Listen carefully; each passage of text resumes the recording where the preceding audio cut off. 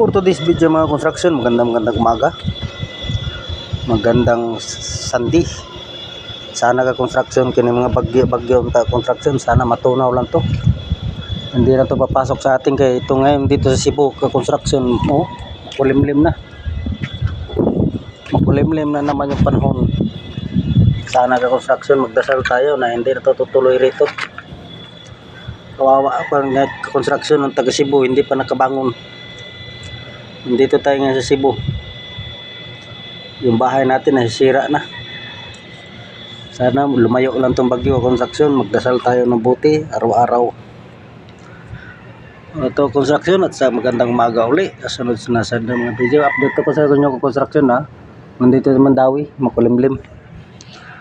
Salamat kayo sa inyo at sa magandang umaga uli. Sana lagi tayong magdadasal sa mahal na Panginoon.